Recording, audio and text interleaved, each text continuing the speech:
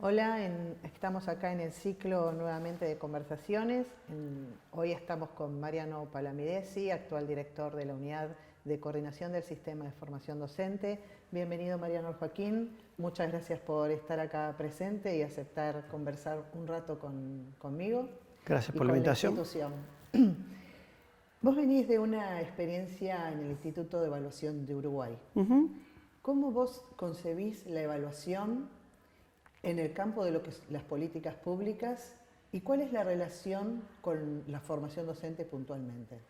Yo estuve a cargo de la dirección ejecutiva del Instituto Nacional de Evaluación Educativa en Uruguay durante 3 años, desde octubre de 2015 hasta octubre de 2018. Ahí básicamente ese instituto es un instituto autárquico, autónomo, que tiene su propio presupuesto, sus propias autoridades y que tiene por función diagnosticar cada 2 años mediante un informe el estado del sistema educativo uruguayo. Yo diría que entendido en un sentido amplio la evaluación, que en realidad evaluar es recolectar información de manera sistemática y confiable y de algún modo esa información o esa evidencia contrastarla contra algún parámetro normativo, contra algún parámetro deseable, contra alguna meta de política, es indispensable para cualquier sistema, no solo para el sistema educativo. Lo que quiero decir es, uno, para poder tener una idea de cómo está funcionando una institución o un sistema, uno necesita de algún modo disponer de información. Esa información tiene que ser recolectada de manera confiable, de manera sistemática, por procedimientos públicos y controlables, auditables. La auditabilidad es fundamental, o sea, otro tiene que poder venir y decir si lo estamos haciendo bien o mal, o si lo estábamos haciendo bien o mal. Y por otro lado, uno necesita parámetros, es decir, uno necesita saber cuál era la medida deseable, ¿sí? O cuál era la expectativa deseable en términos de mantener una determinada relación cuantitativa o un determinado estado de situación. La evaluación siempre es un juicio contra algún tipo de meta o de expectativa normativa. Y yo creo que es necesario para mejorar cualquier actividad sistemática humana, digamos, y en este caso el sistema educativo.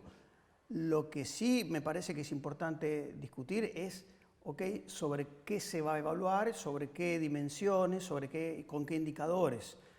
Por supuesto, yo estoy en contra de evaluar el rendimiento de un sistema o de una institución, por ejemplo, solamente a partir de resultados de aprendizaje de los estudiantes, porque hay muchos otros factores del proceso que hacen a tratar de entender en qué condiciones, sobre qué contexto social, con qué procesos pedagógicos, con qué recursos, con qué infraestructura, con qué docentes, con qué calidad del trabajo colectivo uno puede esperar determinados resultados. Entonces, en realidad me parece que la discusión no es si la evaluación es útil o no, debería jugar un rol. Cualquier proceso educativo, cualquier proceso humano está sometido a la evaluación. Uno hace un juicio sobre eso. La pregunta es sobre qué base de información hace ese juicio. Necesitamos evidentemente información para poder generar juicios colectivamente, sobre los cuales obviamente puede haber diferencias o diferencias de criterios sobre cuál es el factor que pesa más o menos en un determinado resultado, en una determinada situación, pero lo sí cierto es que esto implica que para poder mejorar un sistema uno necesita información confiable y obviamente poner en discusión los criterios sobre los cuales se evalúa, sean estos criterios que están fijados ex ante, o sea, de antemano, o que uno puede ir definiendo criterios en la medida que uno va viendo la evolución de un determinado proceso. Nuevamente, no me parece que la discusión no es evaluación sí, evaluación no, sino sobre qué vamos a recolectar información, sobre qué elementos son relevantes medir, porque para evaluar hay que medir de algún modo. Alguien me va a decir, bueno, hay cosas que no se pueden medir. Bueno, y esto es uno de los problemas.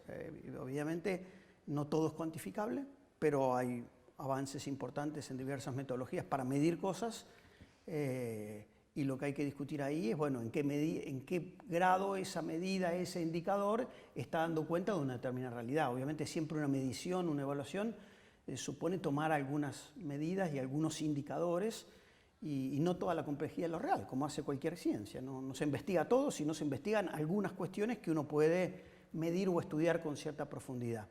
Obviamente esto siempre va a estar sujeto a debate, pero me parece que el debate que hay que dar es qué información necesitamos, sobre qué cosas, y cuáles son las metas que nos proponemos o los cambios que nos proponemos y de algún modo cómo fijamos una determinada expectativa normativa. ¿Qué esperamos entre todos colectivamente para poder aunar esfuerzos de mejora? Me parece que ese es el sentido de una evaluación. Y en cuanto a los resultados específicamente, cuando uno administra determinadas cuestiones, se arriban a determinados resultados, ahí ¿cuál es la responsabilidad del Estado en función de haber tomado decisiones, haber implementado políticas? ¿Cuál es la responsabilidad del Estado? Porque en general hay una tendencia que quizás coincidís o no, esto lo dirás, que está muy depositada la culpa y la falta sobre las instituciones y sobre los docentes, sí, como que el Estado no tiene ninguna responsabilidad sobre los resultados. Sí. A ver, primero, diferenciaría responsabilidad y culpa. La culpa tiene una larga tradición en el pensamiento Exacto, occidental. Por eso lo digo. Entonces, la culpa me parece que hay que sacarlo. Como parte, porque tiene muchas connotaciones de todo tipo. Igual yo no lo sacaría. En términos, está bien, me importa. Yo sé que es un mecanismo que funciona, es cierto. Hay un mecanismo de culpabilización muchas veces cruzado en nuestra sociedad. Cruzado. A mí me parece que las responsabilidades son múltiples. Nadie puede hacerse el tonto sobre que los resultados en términos, si habláramos, por ejemplo, de formación docente, o de cualquier salida del sistema educativo, en términos de cantidad de egreso, pertinencia, calidad de los egresados, etcétera, etcétera, cada uno como lo evalúe, muy buena, regular, mala, no estoy abriendo juicio de valor sobre eso. Me parece que eso es obviamente un resultado de múltiples decisiones a lo largo del tiempo. Decisiones a nivel macro, decisiones a nivel meso y decisiones a nivel micro. ¿Qué quiero decir con esto? Bueno, hay decisiones de política que influyen ahí, por ejemplo, cuando el Estado da una señal salarial. Cuando el Estado, de algún modo, fija o determina determinados niveles salariales, está dando una señal. Bueno, ¿cuánto vas a ganar cuando hagas esta profesión? Y por lo tanto va a influir bastante sobre quiénes son las personas o qué expectativas tienen las personas cuando inician una carrera y con cuánto ahínco ponen en terminarla, por ejemplo. O cuánto incentivo tienen a no terminarla, por ejemplo. Obviamente hay decisiones de planes de estudio, curriculares, de contratación docente, que tienen que ver con decisiones de política pública. Y esto es innegable. Y ahí hay sucesivos gobiernos o administraciones, sucesivos equipos técnicos, porque esto no es solo responsabilidad de los políticos, también los equipos técnicos que han participado de esto o que hemos participado de esto tenemos responsabilidad.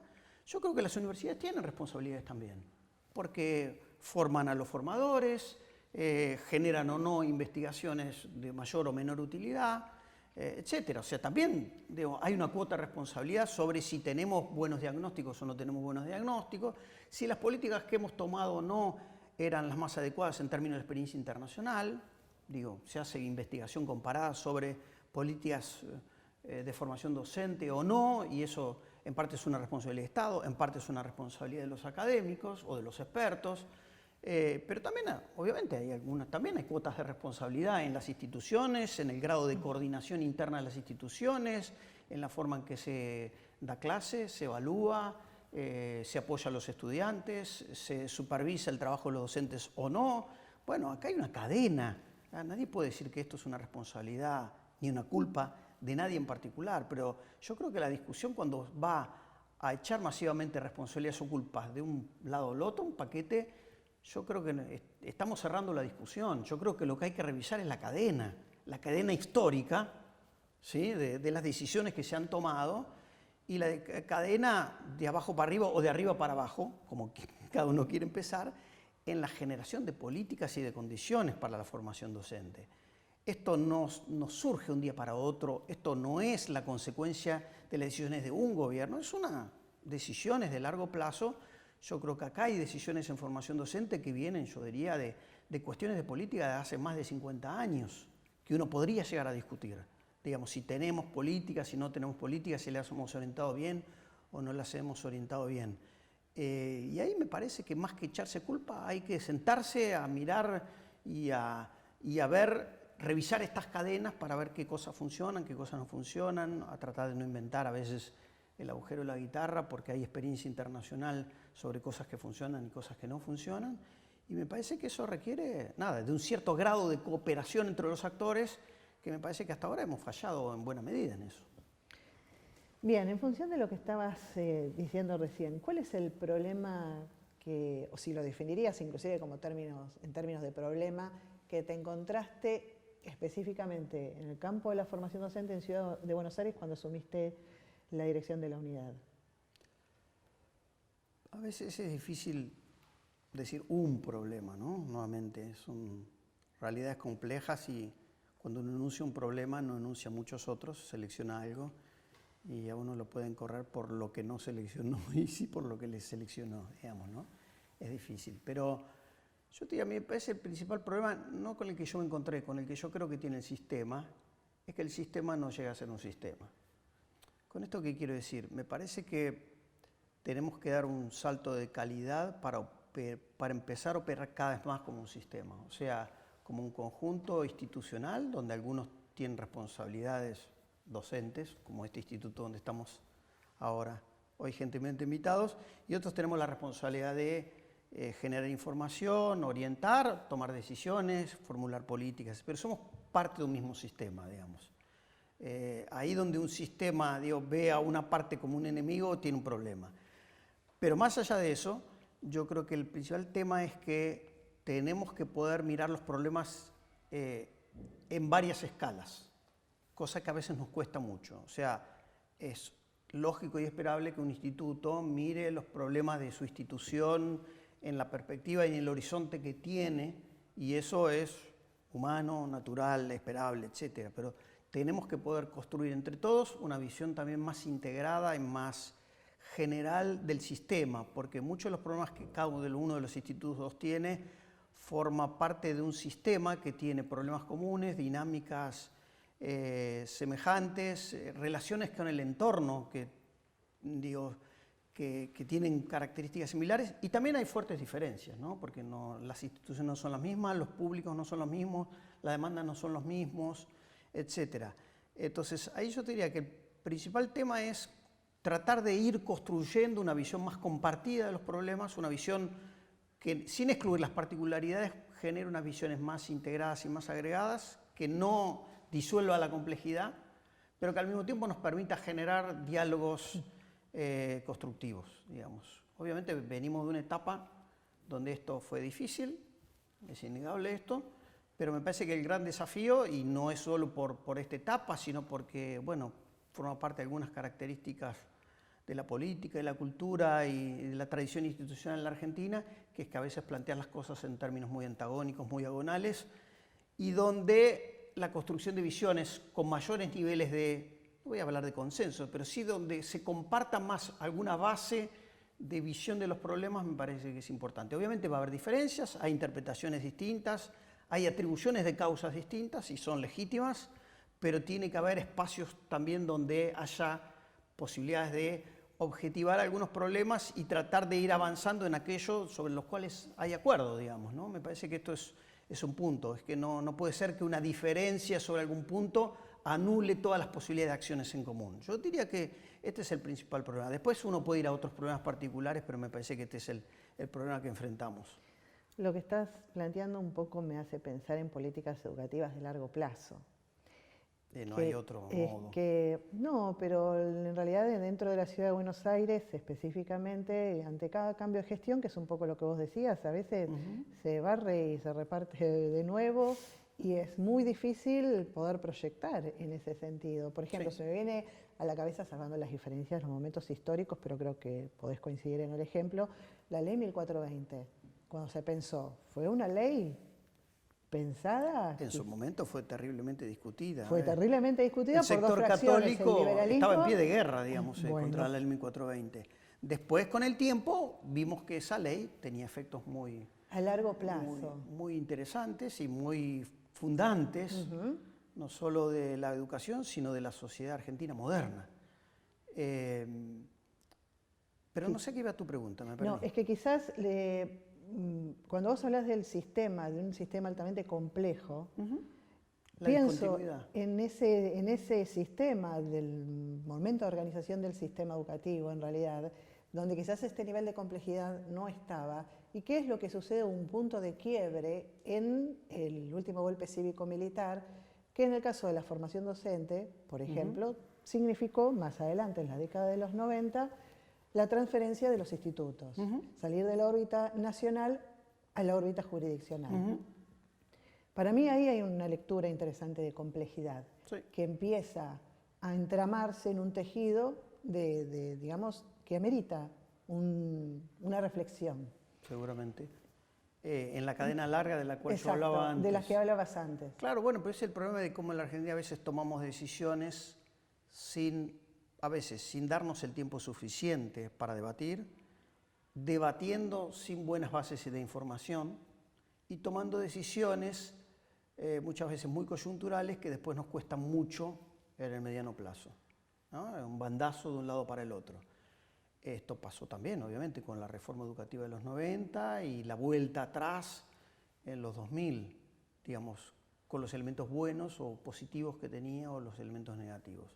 Digo, y no terminamos de hacer un balance, ni de los 90, ni de los 2000, ni de la reforma de los 60, 70, etcétera, etcétera. Digamos, nos faltan balances meditados porque nos falta información y nos falta una visión de mediano plazo. No es casualidad lo que pasa como país, y esto es también un déficit cognitivo. Es decir, lo voy a decir así, por ejemplo, no existe ningún libro ni trabajo sistemático que mapee, ordene la información y genere algún grado de conclusiones con base empírica sobre las características, el proceso y los resultados de la reforma de los 90. No hay ningún trabajo. Y sobre los 2000, por ahora tampoco. ¿Se entiende? Entonces, la Argentina, por ejemplo, no produce un diagnóstico del sistema educativo hace muchos años. Tengo que pensar cuál fue el último. Claramente el de CONADE, del año 66. Después yo te diría, ¿conoces algún libro donde está sistemáticamente las dimensiones fundamentales de la cobertura, el egreso, el rendimiento, los niveles de aprendizaje, el financiamiento, el trabajo docente? No hay ningún trabajo sistemático que permita ver el sistema en su conjunto. Y yo creo que este déficit se expresa también en las políticas, ¿no? Se expresa que las políticas se toman en cuenta o toman decisiones sin mirar que esto es un sistema complejo que tiene muchos vasos comunicantes y que las grandes dimensiones no se pueden tomar sin pensar que un cambio curricular requiere un cambio docente puede requerir un cambio en normas regulatorias, un cambio en la política salarial, un cambio en las políticas de formación, etc., ¿no? Entonces se toman decisiones unilaterales que después tensan sobre el otro. Esto es un problema serio. Y eso también se da intertemporalmente en términos de las gestiones. Una gestión llega, pero nos están faltando visiones de largo plazo donde las gestiones puedan sentir que están haciendo una parte de algo que de algún modo está trazado, aunque no sea escrito en piedra, por lo menos una direccionalidad está trazada y uno puede decir avanzamos o no avanzamos. Por ejemplo, hoy en la Argentina es difícil decir si en los últimos 15 años mejoró sustantivamente la tasa de escolarización en secundaria. No tenemos información muy precisa sobre eso. ¿Se entiende? O si algunas provincias mejoraron sustantivamente mejor que otras y a qué se debería. Por ejemplo, no tenemos ese tipo de investigación o ese tipo de conocimiento. Por lo tanto, hay que tomar decisiones y estamos nuevamente a ciegas en un punto. Lo mismo podría decirse con algunos sectores, digamos, hemos cambiado todos los planes de formación docente, le hemos agregado años, las políticas que, sobre todo a partir de la creación del INFOD, y tampoco tenemos un balance de eso. En términos de si han servido para mejorar la cantidad de docentes que necesitamos, el perfil que necesitamos, los niveles de formación que necesitamos, no tenemos conocimiento. Entonces, es muy difícil evaluar si las políticas estuvieron bien direccionadas o no. Entonces, ahí cuando llega una gestión y se encuentra y esto no disculpa las gestiones, lo que digo es que a veces no hay bases de conocimiento sobre los cuales tomar decisiones. Por eso es que nosotros vamos a intentarlo, estamos recién empezando a caminarlo, la idea es formular, por lo menos para la formación docente de la ciudad, un plan 2020-2030, aunque está trillado hablar de los planes, pero es que cualquier cambio se va a llevar una década, cualquier cambio bien hecho, digamos, e incluirá ajustes en el medio, pero hay que proponerse cambios a 10 años para saber cuáles son los próximos pasos que tenemos que dar y no dar un paso y después tener que desandarlo porque lo tomamos en la dirección equivocada. Y esto requiere mucha discusión técnica, con comparación internacional, con datos, etcétera, y juntando a las mejores cabezas que tengamos y a los mejores datos que tengamos. Esto no es cuestión, nuevamente, de tirarse culpas, porque efectivamente esto es un tema sobre el cual todas las gestiones han metido mano, por decirlo de algún modo, y los resultados a lo mejor no nos satisfacen. No digo que son necesariamente malos, digo, no nos satisfacen. Acá nosotros en el Joaquín hemos llegado a tener, en un momento hasta nos reíamos inclusive, por no llorar, la verdad, porque hemos llegado a tener plan viejo, plan nuevo, nuevo. 3 planes en simultáneo en una institución. Exacto. Bueno, es que ahí muchas veces... Y no eran cosas que hiciéramos, obviamente. Muchas veces el currículum ha sido en la Argentina, en los últimos, yo diría, 35 años, la variable fácil. ¿Por qué digo la variable fácil? Cuando dice, bueno, voy a mejorar la educación, cambio el plan. Bueno, pero hay otras variables de tipo estructural que deberíamos poder cambiar, pero son difíciles. Digo, la contratación de los docentes, los niveles de calificación de los formadores, la organización del trabajo institucional, la redefinición de los roles de las instituciones y del gobierno. Son temas regulatorios que son difíciles. En cambio, a veces sacar una norma administrativa y bueno, y que las instituciones de algún modo se arreglen, obviamente en primaria es mucho más fácil porque hay un puesto de trabajo, un docente un docente único, pero un docente que da varias materias y es más fácil. Entonces el cambio es una norma administrativa. Ahora, que esto se refleje en la vida de las instituciones supone tocar muchas otras cosas que son más difíciles de tocar. Bien. ¿Qué pensás de la Unicaba? ¿Qué pienso de la Universidad de la Ciudad de Buenos Aires? Yo creo que esto es un proyecto que está en proceso, que está apenitas empezando. Tiene una ley, todavía no ha sido presentado el proyecto ante la CONEAU, y que nació con una idea, o fue promovida con una idea, y que esa idea fue evolucionando. Uno puede decir, producto del debate, del conflicto, de las diversas opiniones, yo creo que es una idea que está evolucionando. Nació como la idea, en principio, y esta idea de reemplazar a los institutos. Yo creo que yo no compartí esa idea.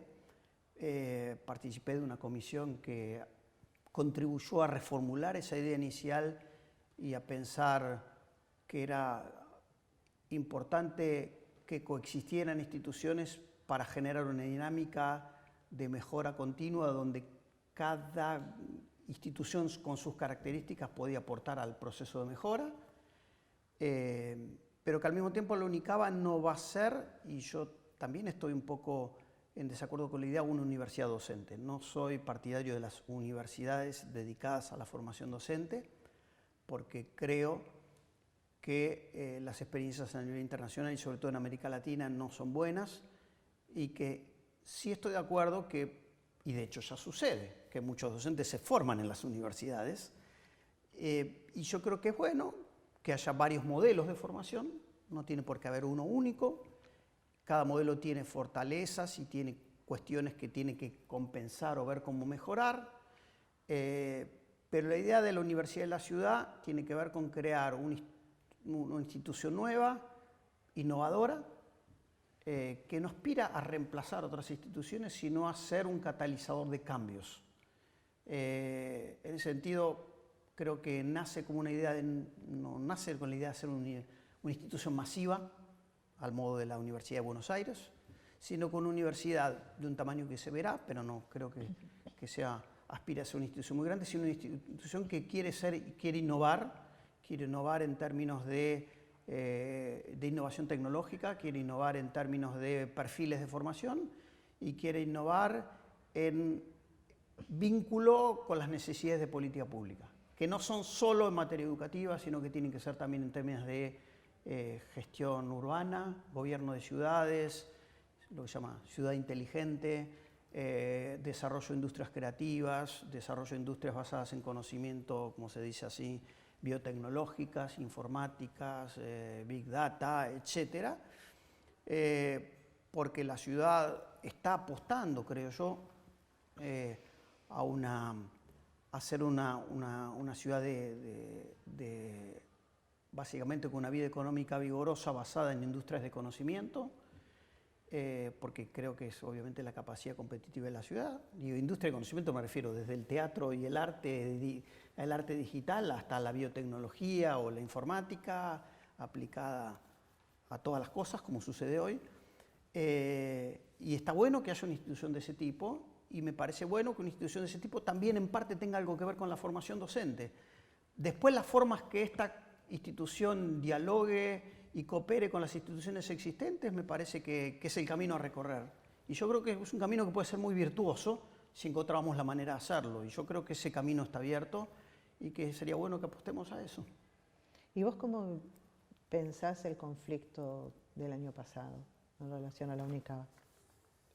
¿Cómo pienso el conflicto? Yo no estaba en la Argentina. Es un conflicto, de algún modo, que me parece que fue un típico conflicto argentino, digamos, muy agonal, donde las posturas creo que se simplificaron mucho, y que eso no ayudó, o no ayuda, en perspectiva, en la historia, a tratar de acercar posiciones para entender de qué problema estamos hablando. Es decir, y qué sistema tenemos, cuáles son sus puntos fuertes, sus tradiciones valorables y sus ofertas y su vida que funciona bien, ahí donde funciona muy bien, pero también un mapeo de los problemas que enfrentamos, digamos. Y entonces en la situación de conflicto los argumentos se simplifican, los problemas se tapan de ambos lados, y entonces lo que tenemos es un choque de simplificaciones. Digamos, esto es medio inevitable, pero yo creo que no es productivo en términos del problema que enfrentamos. Me parece que hay que, de algún modo, llegada la situación donde se ha sacado una ley que de algún modo reconoce y legitima el rol de los institutos, fija más claramente el rol del Estado en materia de gobierno del sistema de formación docente, y al mismo tiempo crea una nueva institución en la constelación institucional que existe ya, de hecho. Me parece que se abre un camino, el camino que yo señalaba antes, es que me parece que tenemos que avanzar en tratar de construir los estados de situación que hay que construir. Digo, estados lo digo en plural, porque cuando hablamos del sistema de formación docente hablamos de cosas muy diversas adentro, con instituciones muy diversas, con problemas muy diversos, y a veces simplificarlo no ayuda. Y entonces creo que el conflicto tendió a simplificar estas cosas, y yo creo que se puede hacer un camino donde todos ganen, todos ganemos. Esto a lo mejor no suena muy argentino como dinámica, como propuesta, pero yo creo que es así. No es que uno tiene que ganar para que si uno gana el otro pierde. Yo creo que acá hay un camino donde las instituciones de formación docente pueden mejorar, pueden, digamos, de algún modo avanzar en caminos de mejora de sus ofertas, en prestigiar sus ofertas, en mejorar sus condiciones materiales de trabajo, en articularse con otras instituciones y no solo con la Universidad de la Ciudad, y que en esto ganan todos. Lo que quiero decir es, no me parece que la discusión tenga que ser universidad sí, universidad no, institutos sí, institutos no. Se puede pensar en el y, digamos, en una conjunción y en un o, digamos. Me parece que este es el camino a explorar, y en el mundo es muy común que las instituciones convenien y las ofertas de algún modo se coordinen hacia arriba, por ejemplo, a niveles de grado universitario o a niveles de posgrado, o instituciones que convenien para que su formación de grado esté de algún modo acordado, conveniado, que siga los parámetros de otra institución. Todo eso está abierto, me parece, y yo creo que el tema central, el norte que tenemos que mirar, es la mejora del sistema, la mejora de la calidad de las oportunidades de los estudiantes, la mejora de la calidad del trabajo de los formadores, de las posibilidades y las condiciones de trabajo de los formadores, de la riqueza de la vida institucional, y yo creo que eso se va a lograr con más cooperación, no con más encierro, digamos, o con menos cooperación entre instituciones. Digo, entre los institutos de formación y de los institutos de formación con la Universidad de la Ciudad, con otras universidades, con las instancias que tenemos la responsabilidad de gobierno.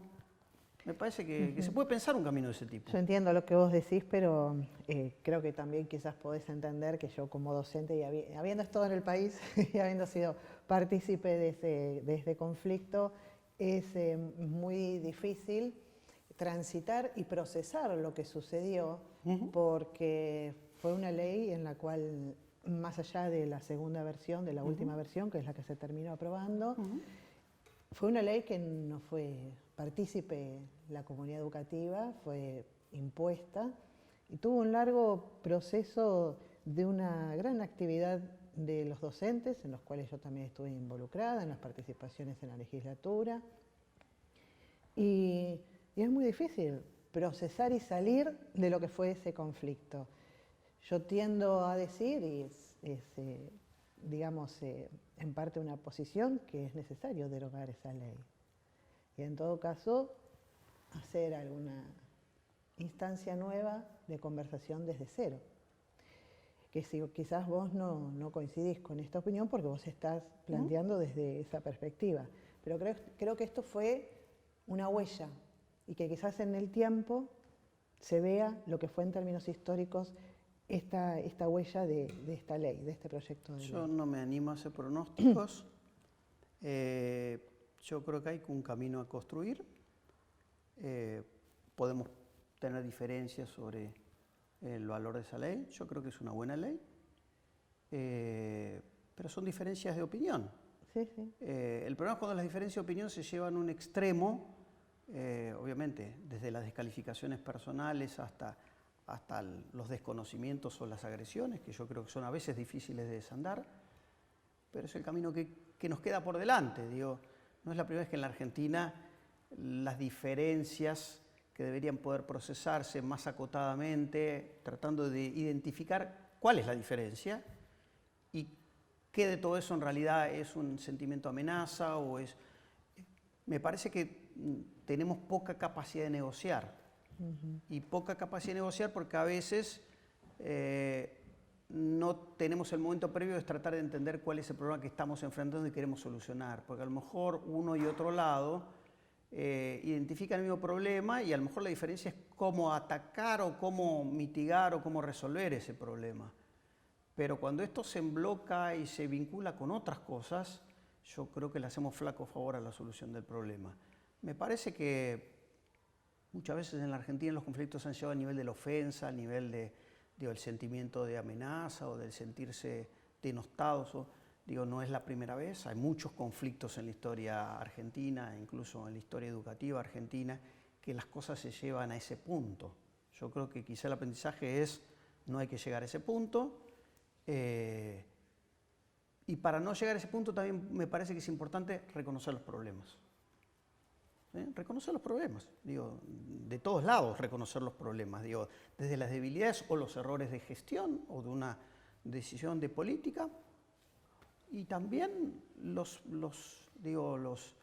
problemas que existen muchas veces en las instituciones, en las relaciones pedagógicas, en los niveles de rendimiento, de aprendizaje que pueda haber y tratar de entender cuáles son los problemas que se conjugan ahí. Si podemos salir del terreno del ataque-defensa al terreno de tratar de explicar qué pasa, quizá podamos acercar un poco más y no llegar a esos niveles de conflicto. Bien, entonces cerraríamos vinculado a esto con un complicado, la autonomía institucional.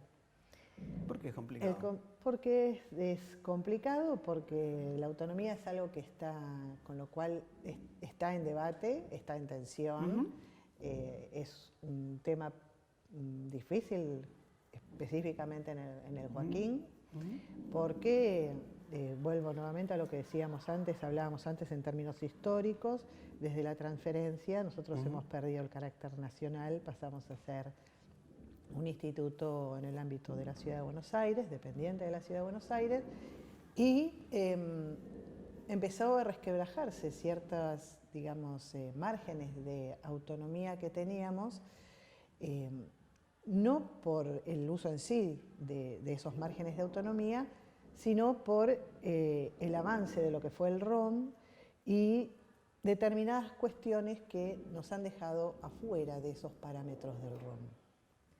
Bueno, como vos bien sabés, estamos abriendo una discusión sobre el ROM, una discusión que, como les comentaba, se va a llevar este año y una parte por lo menos del año siguiente. La idea es llegar a un punto productivo.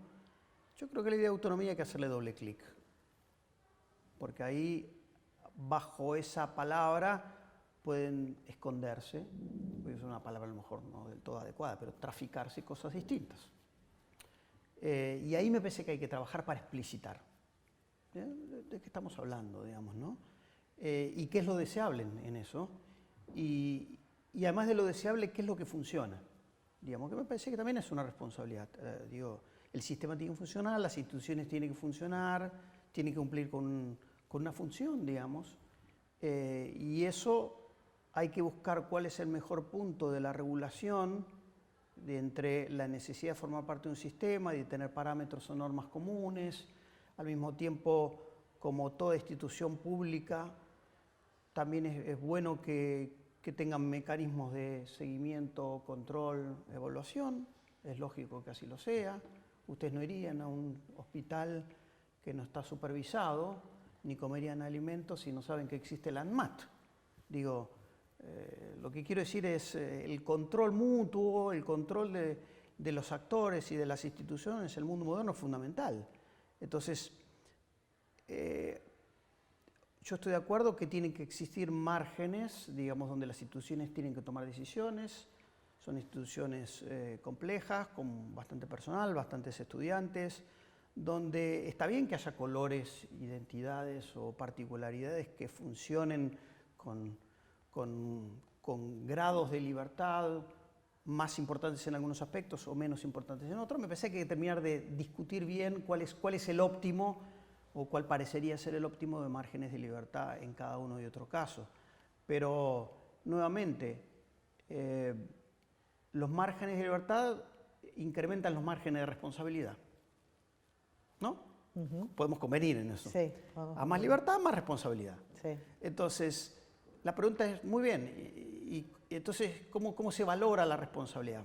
Cuando uno reclama más libertad, uno reclama también más, de algún modo,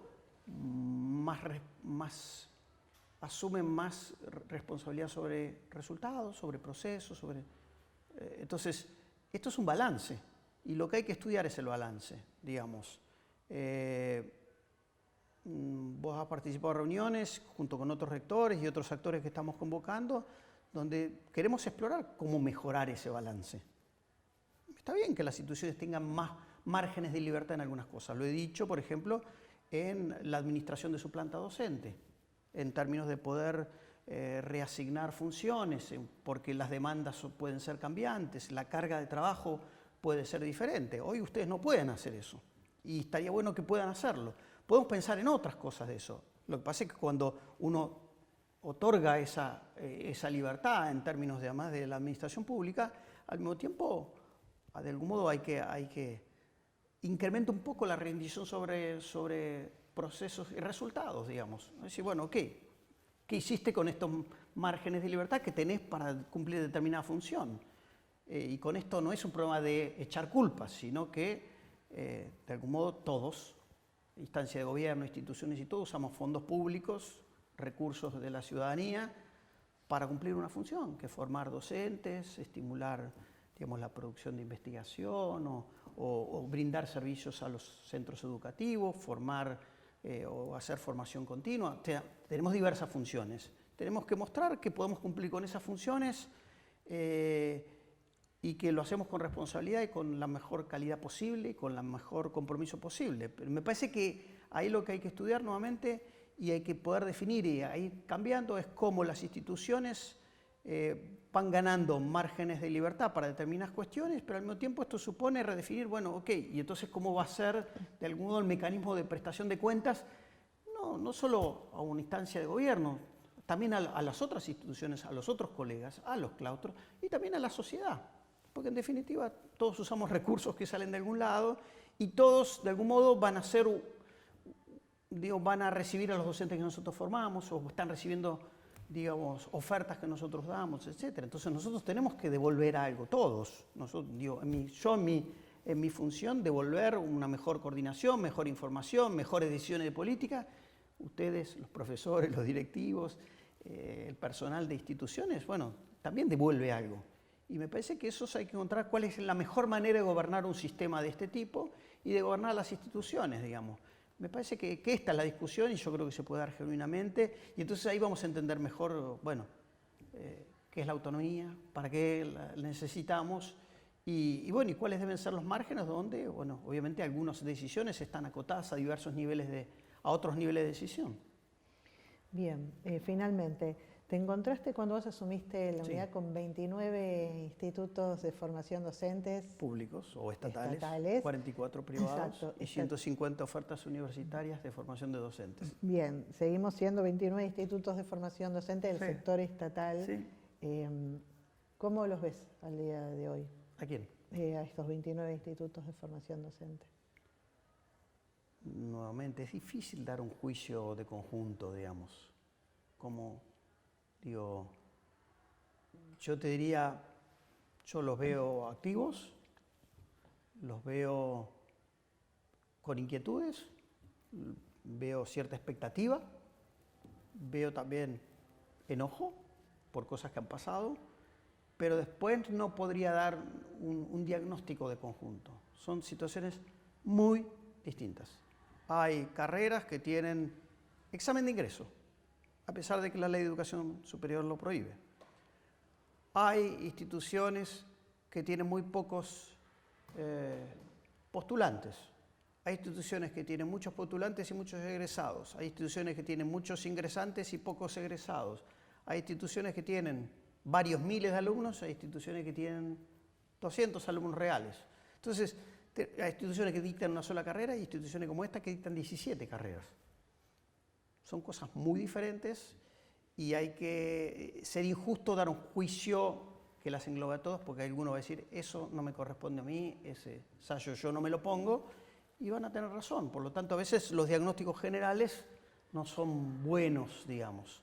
Y ahí me parece que es donde empieza el diálogo con cada uno y después tratar de ver, digamos, cuestiones de conjunto. Pero voy a evitar dar un juicio generalizado que puede ser injusto. Bien, muy bien. Muchísimas gracias. No, Mariano. gracias a ustedes. Y felicitaciones por la iniciativa.